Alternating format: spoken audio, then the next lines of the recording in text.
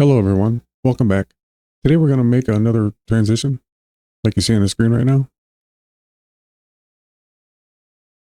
Once again, we'll start out with the cross dissolve.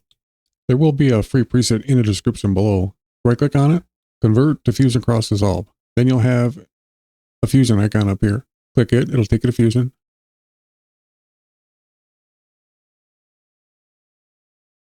Bring your media in 2 down below the media in 1. And delete the cross dissolve. I have to use this on-screen keyboard because I'm paralyzed. I can't use my hands and arms. That's why it's up there on the screen. Select the media in 1.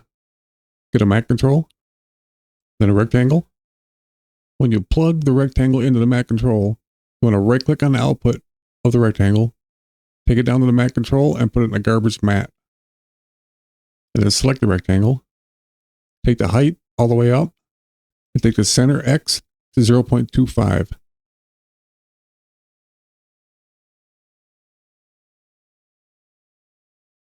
Get another Mac control, plug your media in 1 into that Mac control 2, click away,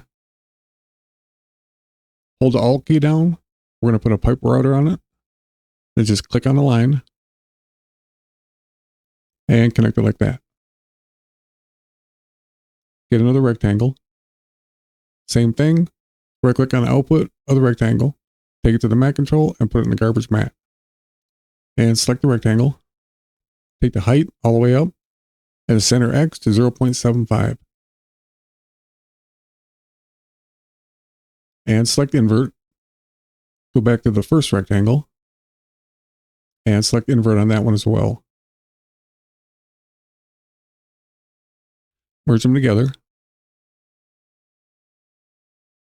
and select the first Mac control, shift space, and DVE, and select the second Mac control, shift space, and another DVE. Go to the first one, take the pivot X, you can barely see the X. Right in the center where the anchor is, there's a very fine pivot point there. You can probably see it on yours, probably not on mine. Take that all the way to the left to 0.0. And select the second DVE and take the pivot X all the way to the right to 1.0.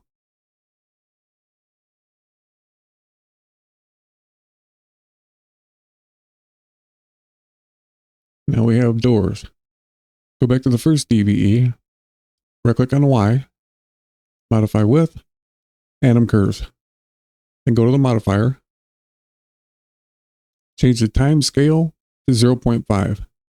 Now if you scrub your playhead, the door on the left, the first DVE, should be fully open at the end of your timeline. That's why we adjusted this here, the time scale. Go to the second DVE, right click on the Y, modify width, anim curves. Go to the modifier, put minus in front of 180 so the door swings the correct direction. And right now it's flipping all the way out at 180. That's why we're going to adjust the time scale to 0.5. And you should have that. And select the DVE 1. Go up here to the top left under effects and select effects. Go to the search menu and type in flag. Flying flag. Hold it over top of your line. When it turns blue and yellow, let go, it'll automatically connect. And then right click on it. Copy. Click away. Right click and paste instance. If you don't know what an instance is, it's an exact copy of whatever node you've taken it off from. So if you change a value in one, it'll do it in both. You can de-instance things, basically decoupling them so they work independently, but we're not going to do that here. And connect them like that. Then go to the original flying flag. For the default settings, set the wind strength to 1.5 and the bump scale to 0.5 and the flag twist offset to 0.0. and take the scale to 1.57.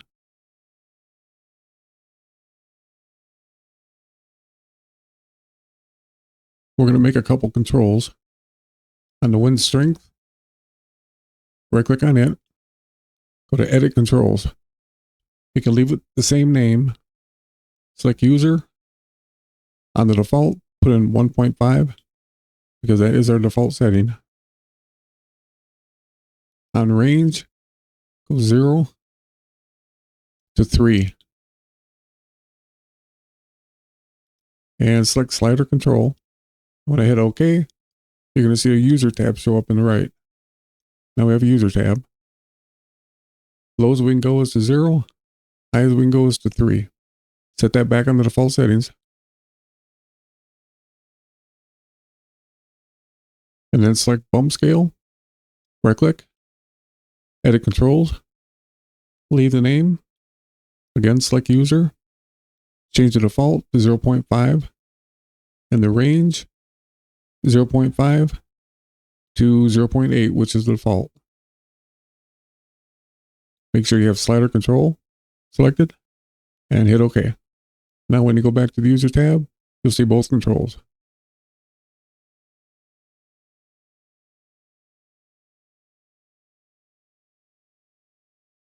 The bump scale makes them larger. The bumps in the flag larger. Okay, select merge 1. Add another merge. Merge the media into that merge. And you'll see the second video. Now right click on it and swap inputs. Click away. Hold the Alt button down. Make another pipe router.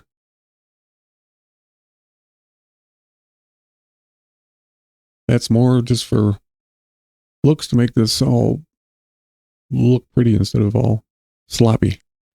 Take the original flying flag, bring it up a little bit. You have to highlight these exactly like I do. I'm going to get this rectangle first. I don't have to, I actually don't want to, but the main thing is you want to get the flying flag first, as close to the top as possible. We have to include the pipe router. Make sure you don't include any of the medias and highlight it again like I'm going to do here. If you don't do it this way, the media will be backwards, meaning the one coming in will be the one going out. The one going out will be the one coming in. Now right click on any one of the other nodes. Go to macro, create macro. Give it a name.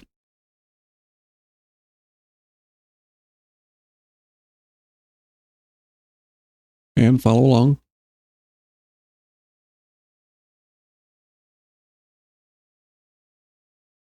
Go to File, Save as Group.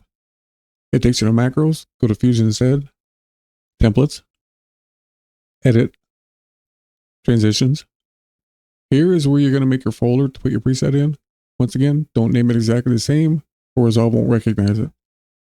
Hit Save. We'll go find it. And if you can't find it, you may have to restart Resolve.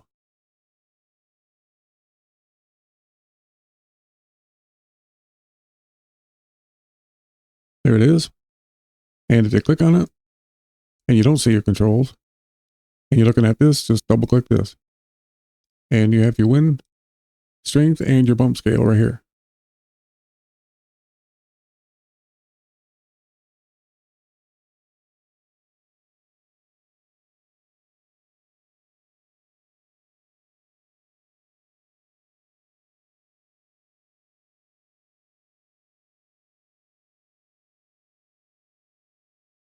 Well, there you go. Thanks for watching.